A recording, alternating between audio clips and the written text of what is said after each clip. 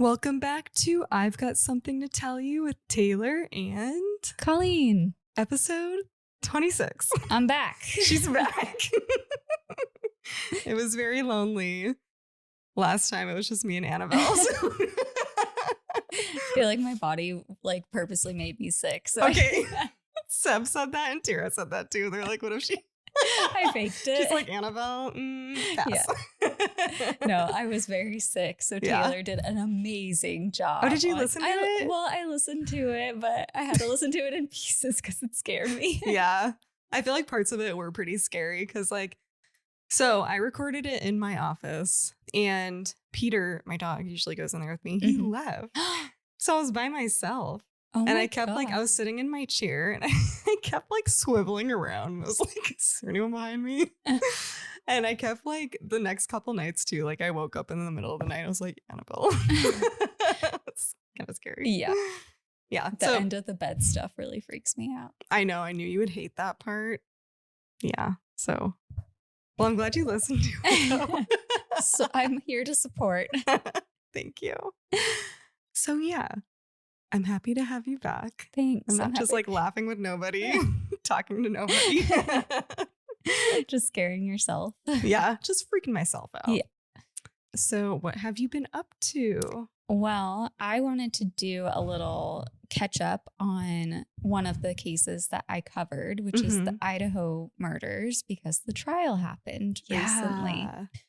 So Brian Koberger was found guilty on all 4 charges, and he is facing consecutive life sentences for every single charge. I didn't know that. He did do a plea deal. So he made a deal with the prosecutors that he would plead guilty to all of the murders if he could avoid the death penalty. So. Oh, okay. Yeah. So it didn't actually go to full trial, which is the other thing. The family was fairly disappointed that they didn't go to full trial. They wanted it to go to full trial. So it's full trial when they look into every little thing that happened, but this one he was just found guilty? Well, they still look into everything that happened. They have enough evidence against him, but if they go into full trial, they would be able to bring people on the stand and speak, okay. that kind of so thing. They didn't do that. No, they did have testimonies, which I don't know if you listened. I think I told you to Kaylee's sister's testimony. That's actually, so my friend had sent me the live feed thing. I only listened for maybe 5 minutes and it happened to be on her, but I don't think it was the full thing, but I feel like it was enough to be able to know what you're talking about. Yeah. She was no fear. Oh my God. She was amazing. And I love all of the clips afterwards. It's she does her testimony and then it's just people standing up and slow clapping. She went in on this absolute maggot of a human being and destroyed him to his core. And I just love that big sister, yeah. The last sentence I think she said was the thing is you only got her when she was asleep. If she was awake, she would have kicked your ass. Yeah, I was literally gonna say that was my favorite thing that she said, because it is so cowardly. Really, you're gonna kill? I mean, don't kill people in general, but really in their sleep. Yeah. There were so many other details that came out within the trial. And one of the questions that you had me when I covered the case was, or you had for me when I covered the case was why it took the girls so long to call the police. And they addressed that. Basically, they were just terrified. They were terrified. It came out that they were tailgating. So they had been drinking that night. Again, absolutely no blame whatsoever. But it was it's one of those situations you never know how you're going to react. It's that fight or flight type of mentality.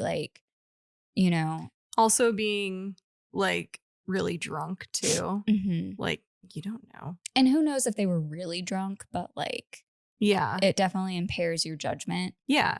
So that came out. Also, we already knew that this was a highly brutal scene, but they shared more details. There were over 34 to 50 stab wounds on each individual girl.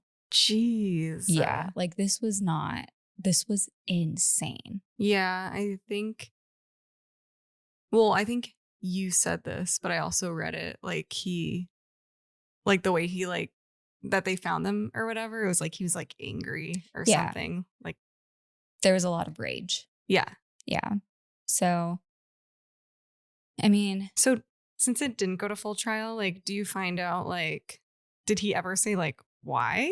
Or, like. They did find. So what I was reading is they were hesitant to use the word stalking. They used obsessively surveillant. Okay. Weird. He was obsessively surveillant of the girls. There was also a lot about like his anger just towards like women and like those type of, for lack of a better phrase, pretty girls in general. So you think he probably just like went down there and found a random group of girls? I think he probably, I mean, from like what I've read is like, he frequented the restaurant that they worked at. He followed them on like Instagram and like social media and stuff. And like they weren't giving him attention. So it's definitely. He decided those are the ones. Yeah. I think there was probably a rage just against women in general. And yeah, I mean, it's just really sad. These kids were really young. And again, just like the horrifying way that their lives were ended was devastating. Yeah. But I mean, he's guilty and they got him. Unfortunately, the family still didn't get exactly what they wanted, but yeah, I am glad they got to like speak directly to him. Yeah. Because I saw one of the moms did too. Yeah. And then I think it was one of the roommates sent in a testimony. I was like, you might have gotten straight A's in school, but you're going to get straight D's in prison. I did see that too. I love that. Don't mess with my sisters. Like, yeah. And I also like that they could bring like a little bit of humor. You know what I mean? Yeah. But still really sad. But I'm glad, obviously, he was found guilty. Yeah. Yeah. And he's just gross. Like, he is disgusting. Yeah. And he's an embarrassment. He like is. when she was like, you even failed at doing this. Yeah. I love how she was like, you might have really like thrived in college, but it's sad how mediocre you turned out to be. Yeah. I was like, fuck. Like, don't piss off a sorority girl. Like, for sure. Yeah. I also like when she was speaking to him, I was like watching his reactions and you could tell he was trying to be straight faced until certain things he like looks away. I'm like, good, you got him there because he can't even look you in the eye. Yeah. But I was just like, ugh. He's such a scumbag. Piece of shit. Yeah. Well, that's my update on the Idaho murders. Yay, thanks for updating me. You're welcome. It sounded like you already updated, but no, all I heard was literally that piece, but everything else I didn't know because I was like, Colleen's going to tell me anyway. And it's like pretty rough listening to some of them. Yeah. And then also there's all the like, you know, like the TikToks of people like saying their opinion. So like, I don't always like trust, you know what I mean? Because it's more of like an opinion. It's not like a fact. I feel like you have to actually watch the videos to hear it. So it's just like, Colleen will update me. I definitely tried to stay off TikTok for this one because I feel like there was like so much opinion about it. And because it's such like a high profile case, like I definitely stuck to like news articles and like things like that because I didn't want it to get like, I don't know. I think especially too, since it did end up not going to trial, it's like you can only have so many opinions about what happened. You know what I mean? And I'm talking about how they were like saying like the girls didn't call because there's like a bunch of different reasons. They didn't get a chance to like, I mean, I know you said there was like a statement or something, but it's just like, well, there's all the evidence is still captured. Like they still have it. They just like, they have the statements from the girls. They have like the investigations and everything like that. It's just, it doesn't go to trial. So like, they're not going to speak on stand. Yeah. So people have to actually read that stuff to know. And then a lot of people get their news from TikTok. So that's how it spirals. I had heard some stuff on TikTok. Then when I was like going back and reading through it, I was like, there's nothing in here that says that this actually happened. So I was Isn't that scary? Yeah. Like there was stuff. I'm not going to say it because again, I'm not going to perpetrate like fake news. Yeah. But yeah, I was like trying to fact check it and I just couldn't find anything. So I was like, I'm not even going to bring it up because I feel like they're just TikToking for the trends. Views. Yeah. And the trends. Yeah. No, I Which agree. is sad. It is sad. All right. I TikTok for the views, but just kidding. We don't spread fake news, okay? Yeah, I try and stay factual. I'm just kidding. Well, I have something to tell you today. No life updates. But so my story, I'm excited about it. It's somewhere that I've been before. Do you have any guesses? It's okay if you don't. But I think I might have told you. There's a lot of places you've been. I know. So, So it's like you might not guess it I was right like, away. I immediately wanted to be like Winchester, but that was the first one. Episode number 1. Yeah. No, I don't. The Stanley. Oh. Yeah. So we're going to talk about the Stanley. So Colleen, I've got something to tell you. Bring it. I'm ready. You ready? Yeah. Just kidding. Okay. Malfunctioning already. So, built in 1909 in Estes Park sits the Stanley, originally built to be a luxurious location with 420 rooms offering beautiful views of the Rocky Mountains. When you think of the Stanley, you think of Stephen King's The Shining and the events that transpired to inspire him to write the book. Wait, I have a fun fact. Sorry. Yeah. Okay, so The Shining, the exterior shots are filmed at Mount Hood, and I've been to that. Wait, where's that?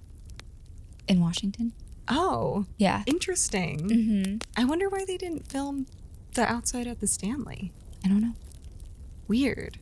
But yeah, the exterior shots are filmed at, I forget the name of the hotel, but I've been there. Mm-hmm. And they have a bunch of like Shining stuff there. Oh, cool. Yeah. I want to look that up now, like why they did that, but this... Remove that if it wasn't factual. But I know they had a lot of Shining stuff there when I went. No, now that you actually said that, like I kind of remember the building, and you're right. It doesn't look like the Stanley. It's a really pretty building, and it's like at the top of a mountain, and it's just like it's like grand, and the views are insane. But anyway, so paranormal activity has been happening since even before his arrival. The hotel was built by Freeland Oscar Stanley, inventor of the Stanley steamer, who passed away in 1940. After his passing, it's said that an apparition of Mr. Stanley would appear near the reception desk, and his wife, Flora Stanley, is said to be heard playing the piano in an empty music room. Flora? I know, I like that name. I love it's that cute. name.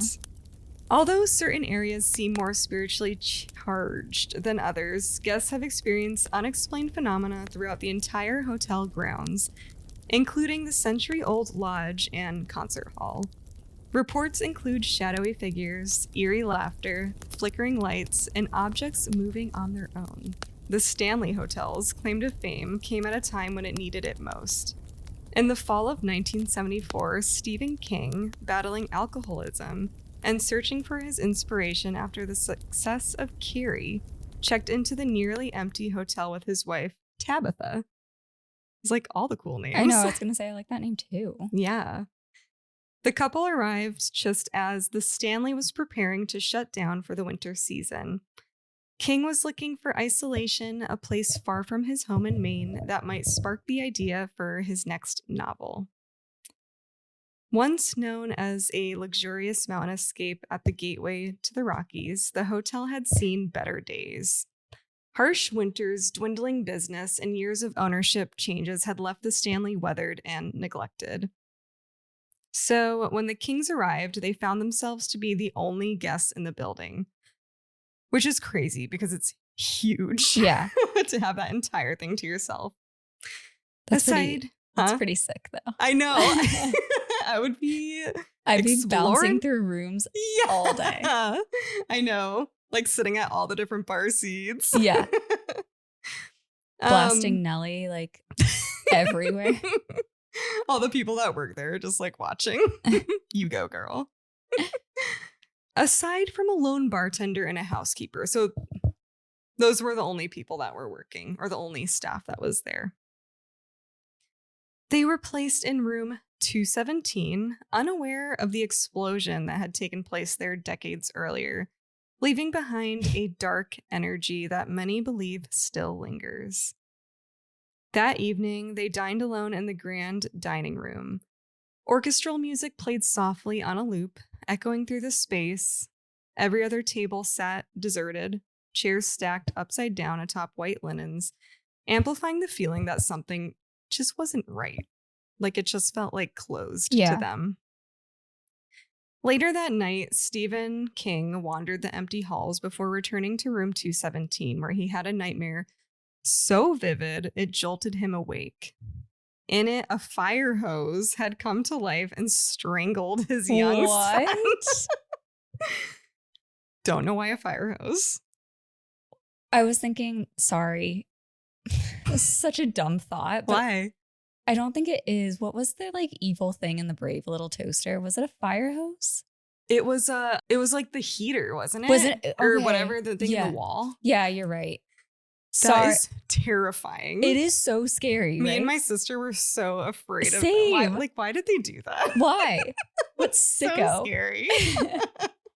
We had nightmares about that. That thing was freaky. It was. So, I mean, maybe he watched The Brave Little Toaster before he went to bed. Honestly, might have nightmares tonight about it. Yeah, that might have been the scariest thing we brought up on this podcast. As soon as you said that, I saw that in my head, my imagination. Never forget. But he says the imagery was violent and disturbing. Pretty much like that. We know. Yeah, we get it. We lived it too. So while it's unclear whether King encountered anything supernatural during his stay, one thing is certain. The seed of The Shining was planted that night. And I've seen The Shining. I don't really remember it, but I don't remember a fire hose, so I don't know if he put that in it. I don't remember a fire hose. I've seen The Shining too. It just has the "Where's Johnny?" Yeah. I don't remember that. Obviously, I remember Where's Johnny, but I don't remember any Yeah, and I kind of wish that he expanded more on because obviously he stayed there and maybe that was just a freaky thing that kind of sparked it, and then he was there alone and yeah. Wasn't there a prequel to The Shining that came out recently too? I don't know. What? I wonder if the fire hose makes an appearance in that. That would be interesting. I mean, that would be scary. They should put that in there. Yeah. I'm feel really caught up on the fire. I know. When I read that, I was I had to pull it up on another webpage. I was is it really a fire hose? I mean, I guess it could be a snake. Maybe, yeah. A fire hose, it's just a hose, right? Yeah. Okay. It's in the name. True. Norman, take that What part did out. you think it was? I don't know. It was just wasn't believable that I was a hose? Okay. Skeptic over here. I know. Doesn't believe Mr. King. I'm going to have to write him a letter. Pretty sure he's dead. No, he's not. Stephen King? He's not dead. Take that out. Oh my God. It seems like he's been around for a long time. He has. But he's also written so much stuff. Okay. Maybe it was just... How dare you? Sorry. I read one of his new books. And I told you about it. Which one? The fairy tale one. Oh. I don't remember. You're don't care. Just kidding. Okay, anyway. Back on topic. Okay, sorry. Stephen King lives. Please take that out, Norman. Okay, so unlike many famously haunted locations, the Stanley Hotel doesn't have a particularly bloody or death-filled past, which often surprises visitors expecting a darker history, which I didn't know that either. What? Title, Stephen King lives. Okay, I like that. Okay, sorry. So we gotta leave it in. Oh my God. Perfection. God. People frequently ask how many deaths have occurred there, but the numbers are relatively low, comparable to any other historic hotel. What? What's the baseline of deaths at a historical hotel? I know. When I read that, And when they said relatively low, I was like, okay, so not 0%. Like what kind of numbers are we working with? And I didn't find anything out about anyone that, well, let's see. Let's keep going. That said, the building hasn't been free of trauma. In the 1920s, a gas leak triggered a powerful explosion in room 217, like I mentioned earlier, like decades before Stephen King stayed there, destroying the floor above the main dining hall and nearly killing a longtime chambermaid named Elizabeth Wilson. Originally from Philadelphia, Elizabeth had been working at the hotel since it opened. When the blast tore through the room, she was thrown downward, crashing into the dining area below. Miraculously, she survived the fall, though she suffered 2 broken ankles. 2 waiters were also injured, one hit in the face by a flying plank, the other left with a dislocated hip. The flying plank. Yeah. Crazy. Over the years, versions of the story evolved. Some say she fell into a coma that lasted anywhere from 2 days to 2 years before waking and returning to work. Others say she was joined by 2 other maids that night, one of whom was flung into a wall, but still managed to grab a fire extinguisher and fight the blaze. Badass. Yeah. She didn't grab a fire hose. I mean, I don't know why not. Those things are dangerous. I know. Something about that fire hose. Maybe the fire hose started the explosion. Oh, he's teaming up with the furnace. Mm-hmm. The furnace. That's what it is. Yeah. We didn't say the furnace. Oh. I said the heater. Yeah. The furnace same sounds. thing. No, it sounds scarier. Okay. It sounds more angry to me. I don't know why. Okay. Though the records vary, there's agreement that the injured were transported to a hospital in nearby Longmont, and that the Stanley family paid for Elizabeth's medical care. When she recovered, she resumed her duties and was promoted to head chambermaid. Nice. Surprising that she kept working there. I would have been like, fuck that place. Yeah. Workers' comp, get me out of here. Yeah, scary. She remained with the hotel until her death from old age in 1950. But it seems Elizabeth never truly left. Soon after her passing, guests began reporting ghostly encounters in room 217 and the surrounding quarters, apparitions of a maid moving through closed doors, neatly packed suitcases left outside doors, and invisible forces separating unmarried couples in bed all became part of the legend. I was going to say like the other part like sounded nice, like neatly packed suitcases, but then it's like separating married couples. Why? I don't know. It doesn't expand on that. But I'm like, did she not like married couples? Yeah, maybe. Whether or not she experienced a coma, her spirit appears wide awake and very much at home within the walls of the Stanley Hotel.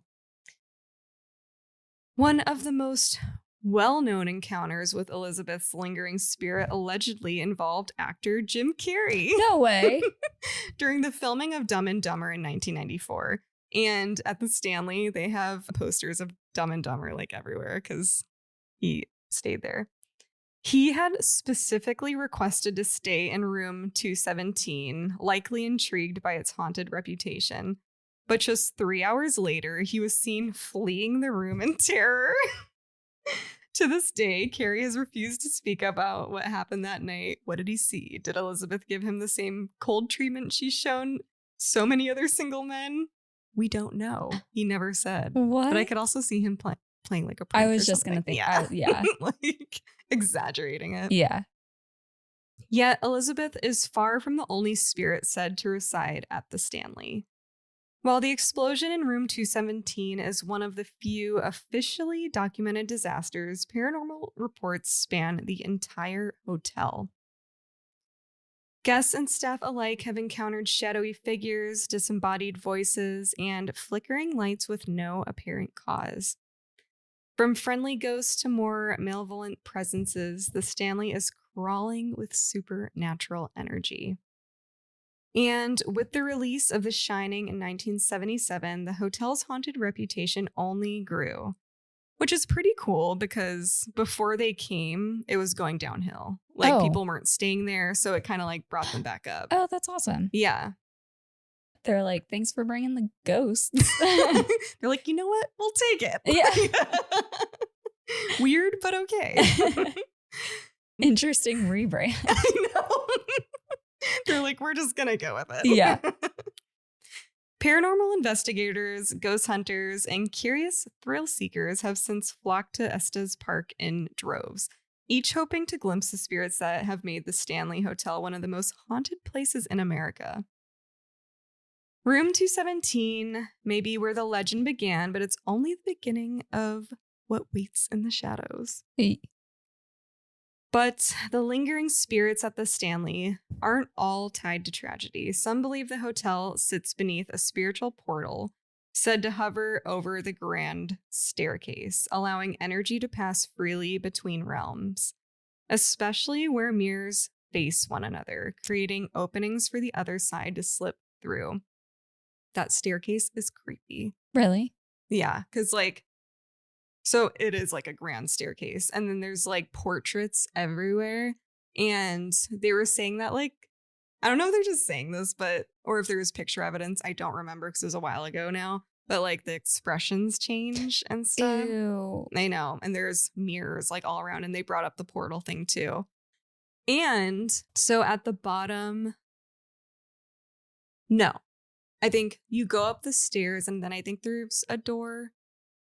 But so we were standing there, and it opened, and it didn't open oh,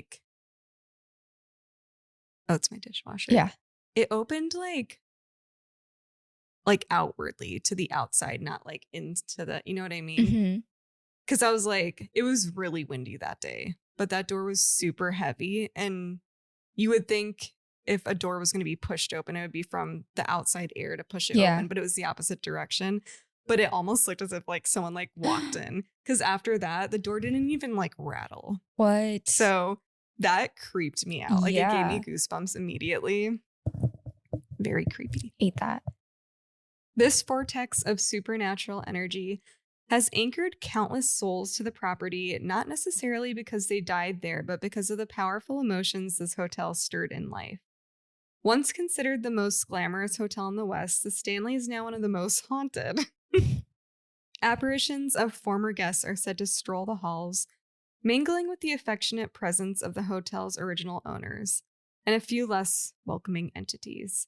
It's a place where the living and the dead share space, a swirling mix of warmth and unease that only the bravest visitors are eager to experience. So, Colleen? Nope. Let's go. Okay, now I'm going to talk about some of the hauntings and more of the well-known spirits that people experience there. So we're going to start with Lucy. Just off of the main lobby, the concert hall, built in the style of the Boston Symphony Hall as a gift from F.O. Stanley to his wife Flora, stands as one of the most paranormally active buildings on the property. Among the spirits that linger there, one stands out, and that is Lucy. Lucy is said to have lived in the hotel during its most troubled years. After F.O. Stanley sold the property in 1926, the hotel changed hands several times, falling into a small decline. Maintenance became inconsistent, and the once glamorous destination lost its shine. But obviously, after Stephen King came in the 1970s. Who's definitely still alive. Yeah. Still alive. Yep. Not R.I.P. Mm-mm. Frank Namali, who purchased the hotel in 1974, worked to preserve its historic character and established the Stanley Historic District in 1977. Still, financial challenges persisted. The hotel's seasonal business model made profit difficult, leading to yet another sale in the mid-1990s. At that point, the concert hall had deteriorated so badly that a hole in the roof exposed the inside to the elements. It was during this time that Lucy took refuge in the abandoned building. Her full story remains shrouded in mystery, but she's believed to have lived there undetected while the hotel was up for sale. When new owner John Colleen purchased the property for $3.1 million in 1996. That's crazy. That is nuts. And renovations began, Lucy was discovered and, according to local lore, forced out. Tragically, she is believed to have frozen to death shortly after, much like Jack Torrance in The Shining's iconic Hitch Maze. Since then, Lucy has become one of the most active spirits at the Stanley. Visitors and ghost hunters frequently report doors opening and closing on their own in the room she once called home, often accompanied by disembodied whispers that chill even the bravest guests. I also watched a YouTube video of like these ghost hunters, and they went in there and they actually captured some stuff. Like, it was creepy. Like, they saw like a girl, and I think they got movement on their camera, and obviously the voices. I feel like that's the most easiest thing to get, but it was a very creepy video. Don't love it. During flashlight experiments on ghost tours, Lucy is known to respond by manipulating a light as a way of communicating with the living. Have you seen those flashlights? It's like a touch flashlight. That's what they usually use. So they tell them to like turn it on and off. Yeah. And it does. Yeah. We need to add that to our next time we do a spirit box. What did you call our paranormal? I was going to call it that again, but then I remember all the shit you gave me last. To our paranormal investigation toolkit. Yeah. I still call it that in my head. Okay. One eerie photograph hanging in the hotel lobby captures what many believe to be Lucy's spirit. Her reflection appearing just behind a guest inside the concert hall. Despite her tragic fate, Lucy's presence is described as curious and gentle, especially compared to the other entities that share her space. Don't like that. Okay, moving on. They're all just going to be lovely, nice ones, right? Mm-mm. Okay. So, other spirits of the concert hall, Paul and Edward. These sound like assholes. Yeah. Lucy isn't alone in the concert hall. Two former employees, Paul and Edward, are also said to haunt the space, and neither is as welcoming as Lucy. Yeah. Couple of dicks. Paul, a handyman during his life, died of a heart attack after collapsing on the job and passing away on the way to the hospital. Okay, that sucks. Yeah. Sorry. He's now infamous for enforcing the hotel's old 11 p.m. curfew, often shouting, "Get out," to guests lingering in the hall after hours. Oh my gosh. Kind of funny, though. Yeah. He's like, "I'm trying to sleep here." Honestly, would be me. You know? You're like, you know what? I kind of relate to Paul. 11 p.m. Too late. Let's bump it up to 9. Like, you know what? He's onto something here. His voice has startled countless visitors. I feel like if you were there and he was like, "Get out," you'd be like, okay. I feel like he You're gonna go waits to be like right behind somebody before he yells it. And then he's just like,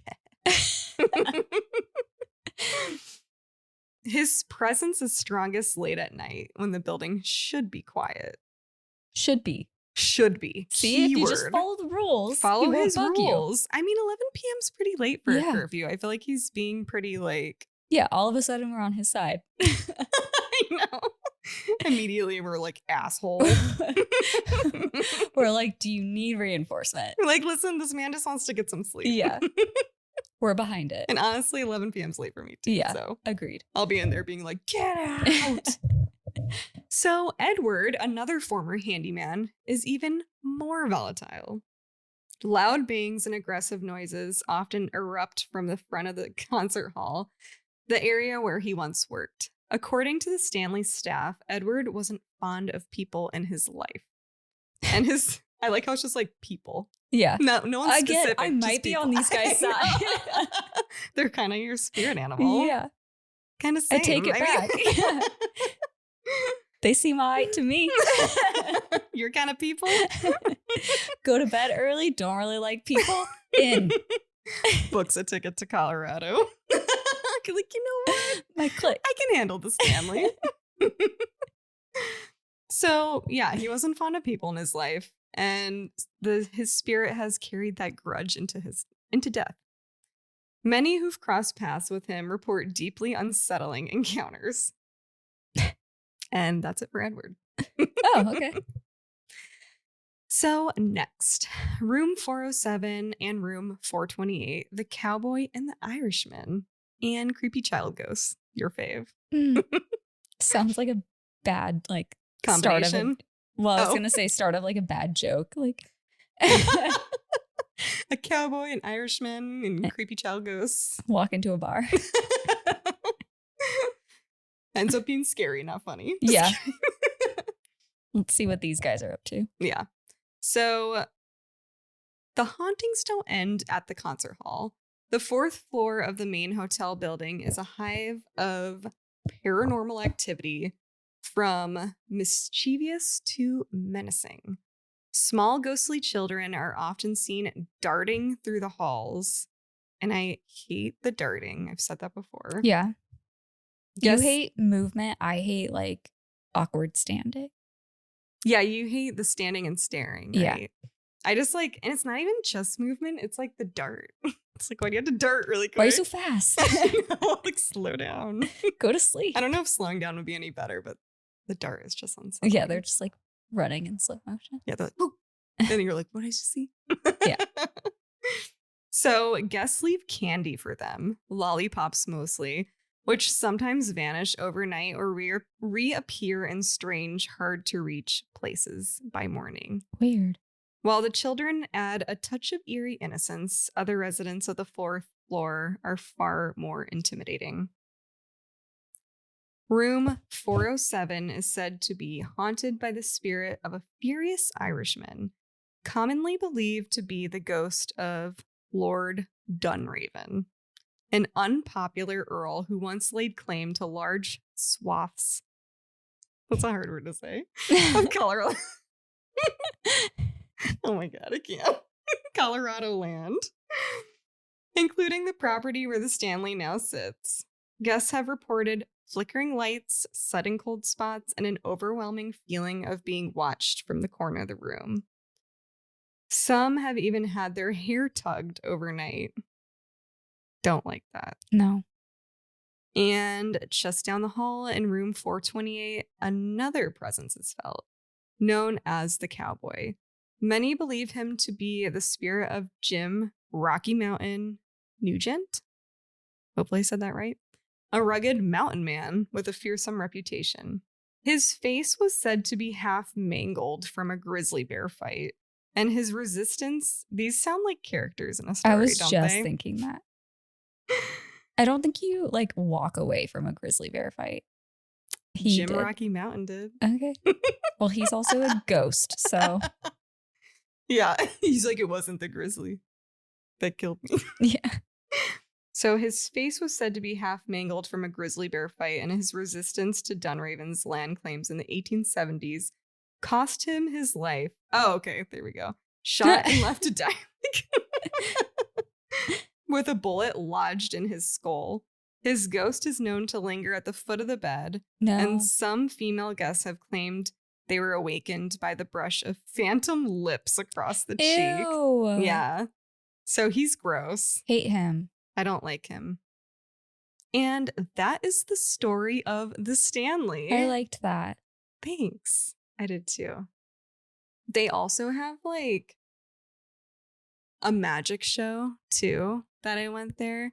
They have it like every night. It is so cool. Really? Like I've never been to a magic show, so I was assuming like, I don't know, like cheesy and like not so like unbelievable, but some of the stuff I was just like, how did he do that? How'd you do that? Like seeing it in real time and not like watching it on Yeah. TV. I'm like, how did he know that? Like, it was just so crazy. But yeah, it's a really cool place to go. So highly recommend. Will not be going. Okay. Not even to see Edward and whatever the other one's name was. Bill? Is it Bill? Was it Bill? Hold, Phil? please. Bill, Phil, Dill. Chill? Paul. Well, clearly not going to make friends with Paul. He's like, can't even remember my name. No. Get out. Maybe we can do like a mini. I'm not going to stay the night, but we can go see them. Oh, yeah. I didn't stay the night. I would, but but it's cool just to see and to explore and stuff. So, yeah. All right. Do you want to take a break before we get into yours? Let's take a break. Okay. And we're back. We're back. All right, Tayler, I've got something to tell you. You're going to have to buckle up because this is going to be a wild ride. I'm doing the Cannibal Bus. Ew. I know. What better way to get over the flu than to read about cannibalism? This one's going to be rough. Just warning you. Okay. Cannibalism makes me a little nauseous, so we'll see how this goes. It's going to be really bad. Okay. You just tell me if you need a break. Okay. Okay. Got it. Alrighty. So it is July 30th, 2008. We are in Canada. And we're on a Greyhound bus heading from Edmonton to Winnipeg. It's just your average bus ride. You've got your usual mix of travelers, students, workers, maybe someone heading on vacation, but it is a busload of people. So among these passengers is 22-year-old Tim McLean. Tim is your classic free-spirited guy. He's got a big personality, bright smile, and love for adventure. Tim worked as a carnival worker, and he was a barker. So he's the guy who like hypes up the crowd, who's like, come here and see the whatever kind of thing, like drawing people in to like play games or come see the like attractions or whatever. But that fit like his personality. He was just that guy that was very charismatic. Did not know they were called barkers. I didn't either. I had to look it up. So Tim's job involved traveling with the carnival, which is why he was on that Greyhound. He was actually heading home to Manitoba after being on the road all summer. So he was wrapping up his season and looking forward to being back with his family and friends. The bus has several stops along the route, letting passengers on and off, and it makes a stop at Brandon. So at this stop, this is where a quiet 40-year-old man named Vince Lee joins the passengers. He first takes a seat at the front of the bus, but shortly after the bus gets back on the route, for reasons unknown, he moves to the back and sits directly next to Tim McLean. This is where I need to give you the heads up. We're about to take a very sharp turn into something very horrifying. Okay. So witnesses say that Tim was sleeping in the back with his headphones in when this all starts. Out of nowhere, Vince Lee pulls out a knife, and it is not a small pocket knife. This is a full-on buck hunting knife with a blade around 8 to 10 inches long. Damn. Yeah. And before the passengers can realize what's happening, the attack starts. Vince starts stabbing Tim over and over again in the neck and chest. Jeez. Yeah. The screams start pretty much immediately. Passengers are yelling at Vince to stop, but he doesn't respond. Some people said it was like he couldn't hear them at all. Like he was almost described as being like in this like translate state. Completely detached from reality. He didn't shout. He didn't show anger. Didn't even seem to react to like all of the people like freaking out around him. He just kept stabbing. Scary. Yeah. So as the attack continued, some passengers reported that Vince mumbled or whispered things under his breath. Though they couldn't really make out what he was saying, they thought they heard him say something like he had to do this or he was saving himself. These details weren't like completely confirmed. And again, there's a lot of chaos going on, but they thought they heard him mumbling something to that essence to himself. But what is clear is that Vince was eerily calm during the entire ordeal. So everyone is running to the front of the bus to get out. They're also trying to go through windows, just like, get me out of here. Yeah. And once everyone is out besides Vince and Tim, they realize they need to trap Vince or else none of them are actually safe. Yeah. So they want to barricade him in the bus. And a random truck driver had seen the bus driving sporadically. So he pulls over when he sees the bus pull over and he gives them a hammer and a crowbar so that they can barricade the bus doors. Now everyone can still see inside the bus and Vince's attack is unrelenting. Even when it's clear that Tim's body is showing absolutely no more signs of life, Vince won't let up. Oh, he's like still stabbing him? He's still stabbing him. Jeez. And then Vince starts dismembering Tim. Oh my God. Wasting no time. Yeah. He severed the head first, and he walked calmly to the front of the bus, holding the head in one hand and the knife in the other. He held it up to the windows as if it was some kind of trophy. Jeez. Some witnesses said Vince licked the blood off the knife. Ew. Yeah. I wouldn't be surprised. It's like, yeah. So now passengers have already called the police, and they are frantic. They're trying to explain to the police this like absolute horror show that's unfolding in front of them. But obviously they're freaking out. So the police are having like a hard time understanding. Like, they're like, yeah, I would have a hard time articulating that too if I just saw that. Like, you could imagine there's a lot of confusion and just like fear happening. So the police are trying to do their best to like assess the situation and get people out there. So while the passengers are still watching from outside the bus, Vince already has Tim's head. It doesn't end there. Vince starts to carve pieces of Tim's body, and to everyone's absolute disbelief, he begins eating them. This really happened. Yeah, that's disgusting. Yeah. So the passengers are in shock. People are crying and vomiting. And that would be me. Yeah. I mean, just any normal human being wouldn't react well to that. Sorry, really quick. Go ahead. But my first and last. Like, because when I feel like when the true crime stuff really started coming out and people were really getting into it, like, I don't remember, was it Crime Junkie? Was that one of the first ones? Yeah. I mean, I think they're all like, it's like Morbid, Crime Junkie, My Favorite Murder. Like, there's a ton of them. Yeah. I don't remember which one it was, but that one kind of sounds familiar. But I remember the first one I put on, it was a Cannibal Case. And when they just started describing it, I was sitting at my desk at the time, like at work, and I literally started getting nauseous. I was like, I can't. I just turned it off. Sorry, but anyway, side story. This. I think it was also because they were playing like a. So, actually, I don't know. Like, it was like a recording of something. Oh, okay. Yeah, so it was like very detailed. But anyway, sorry. Well, you have to sit through this. Okay. Well, I'd rather hear you say it. Maybe you'll make it better. I just throw up everywhere. Yeah. Okay, so people are crying. They're getting sick on the side of the road. And keep in mind, they're also still waiting for the police to show up. So they are terrified and probably in just like full-fledged shock of like what is going on. Mm-hmm. So when the RCMP, the Royal Canadian Mounted Police, arrive, the scene is, as you can imagine, absolutely chaotic. The passengers are gathered on the side of the highway trying to console each other, and through the windows, officers can see Vince pacing up and down the bus aisle. He's holding the knife, now covered in blood, and occasionally holding up pieces of Tim's dismembered body.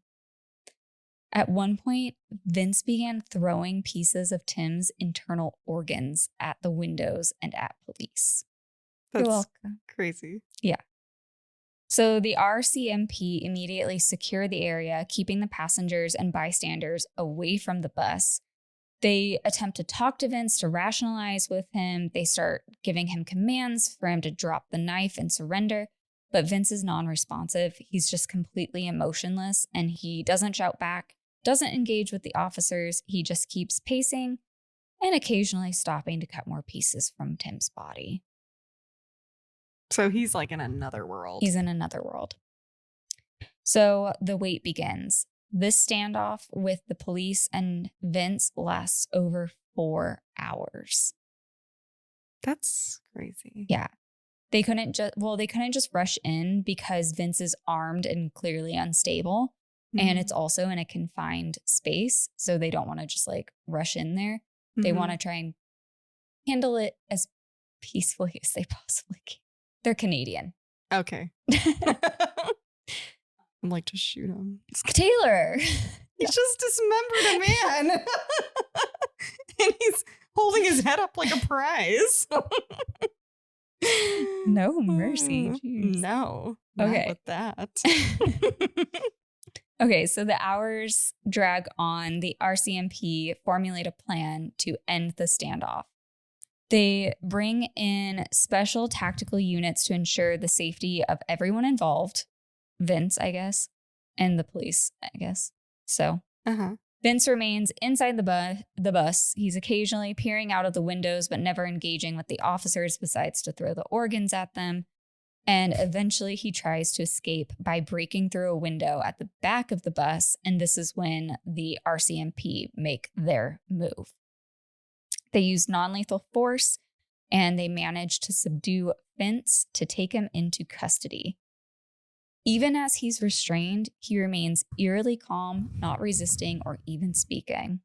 So now officers go in the bus and Tim's body had been completely mutilated, so severely that his remains had to be removed in multiple biohazard bags. Jeez.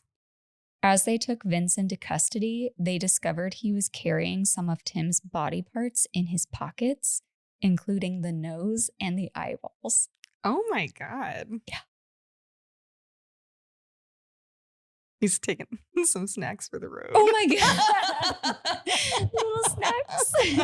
Disgusting. Gross. A side story. I'm like, why did I just say that? It's so gross. It's so gross. We have to do these like things at work where we like randomly meet with like people in different department and you just like talk about anything about work.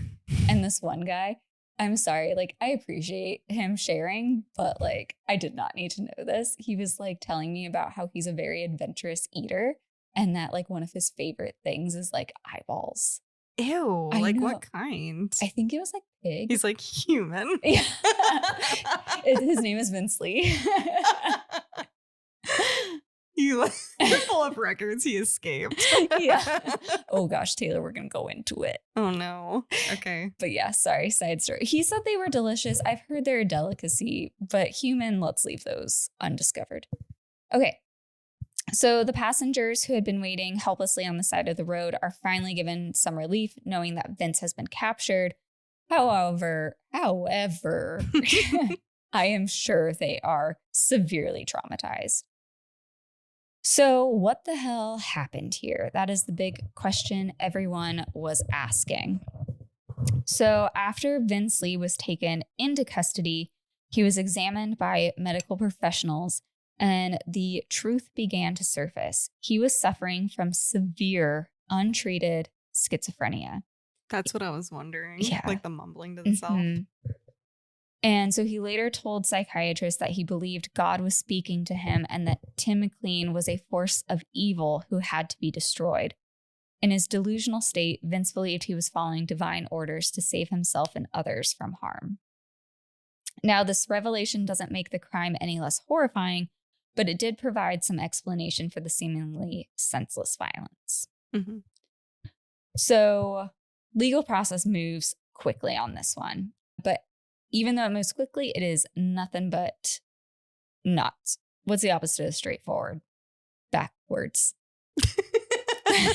Everywhere. I don't know. All over the place. It's all over the place, just like my story. So Lee is charged with second-degree murder. However, his defense teams argue that he was not criminally responsible due to his mental illness. And in Canada, this is known as an NCR defense, which is not criminally responsible. Wow. Yeah. So during the trial, psychiatrists testified about Vince's schizophrenia and his delusions at the time of the attack. They explained that Vince wasn't capable of distinguishing right from wrong or understanding the consequences of his actions. And the court ultimately agreed with this assessment. That's crazy. It's nuts. So in 2009, Vince Lee was found not criminally responsible for the death of Tim McLean. Instead of being sent to prison, he was committed to a high-security psychiatric facility where he would undergo treatment. Now, I have a hard time with this because I think that they're like, there's things to be said that there are people that need help, but you don't dismember a whole person and I think there's no fixing that. Yeah. There's people that are schizophrenic that don't do that. Yeah. Yeah. And yeah, there's also a lot of stigma around like schizophrenia about like they're just like crazy people. That's not what that is. Like, no. Yeah. So obviously this sparked major outrage. People were furious and felt that justice had not been served. And in particular, and probably the only people that matter, honestly, was Tim McLean's family was devastated by the verdict. His mother, Carol Day Deli, became a vocal advocate for changes to the NCR laws, arguing that those who commit such violent acts should never be released. Others, including mental health advocates, pointed out that Vince Lee wasn't a criminal in the traditional sense. He was someone who was gravely ill and untreated at the time of the attack. They argued that the real failure was the lack of support and resources for people like Vince, which allowed his condition to spiral out of control. Again, I just don't think you dismember a body. No. I think there's limitations to that, Yeah. and they're using it. Yeah, I don't agree. So Vince goes into treatment, and the facility reports that he responds well. So in 2015, Vince was granted supervised outings into the community. And by 2017, he was released from the psychiatric facility completely under stricter conditions, but he is now living independently. Like today? Like current day? Yeah. Okay. What? So this decision was met with even more outrage from the public. I'm outraged. Yeah. Especially from Tim McLean's family. He also did change his name. I put it in here and then I took it out. I mean, I know he did something horrific, but I also don't want to like blast people. So his name is no longer Vince Lee. Oh. It's something else. But you can Google it. Yeah. I mean, it's pretty much, it's out there. I'm just saying. Yeah. Like, I'm not comfortable putting somebody on. I mean, I don't know. Don't come for me either. Okay, so obviously him being released was met with even more outrage, especially from the family. People couldn't fathom how someone who had committed such a gruesome act could ever be allowed back into society. However, doctors and legal experts argued that Vince was no longer a danger as long as he remained on his medication and followed his treatment plan. What do you think about that?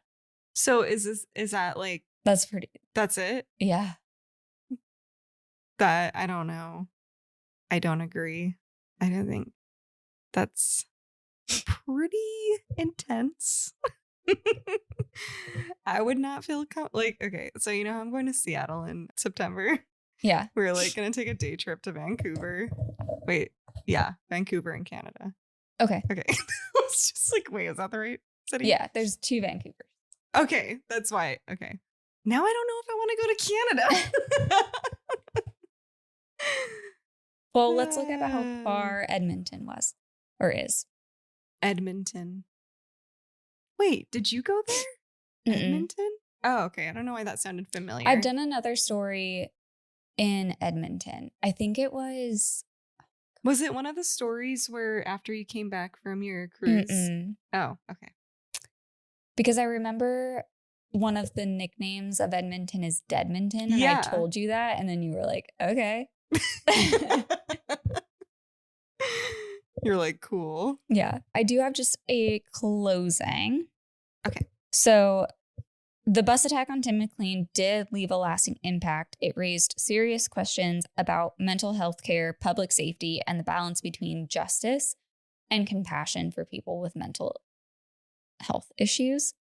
It also led to changes in how NCR cases are handled.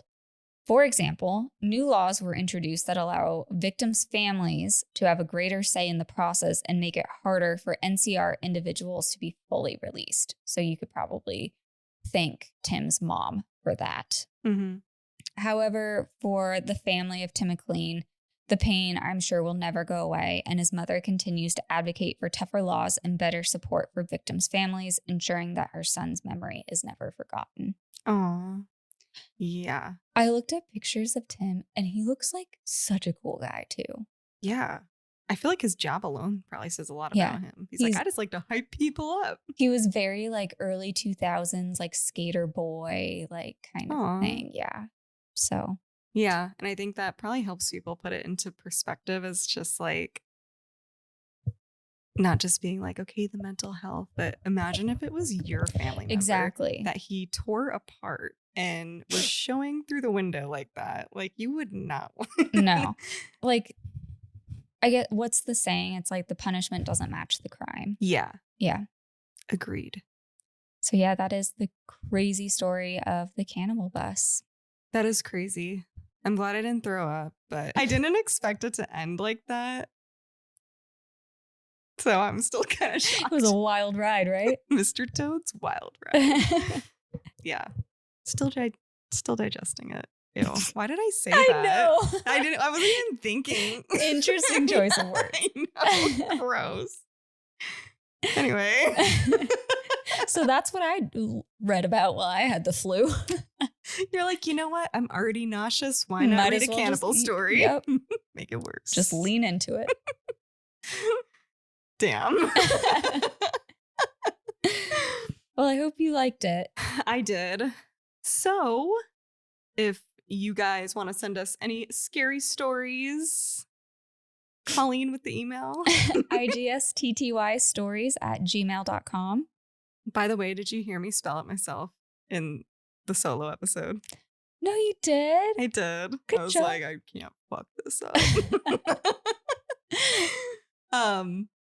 And also rate and review us, please, wherever you listen to podcasts. Mm-hmm. You can also follow us Instagram, TikTok, YouTube at IGSTTYpod. DM us, comment. Mm-hmm. We read all of the comments. We'll comment back. Yeah. We love them. I know. It's my favorite thing to do. But yeah, thanks for listening. Later.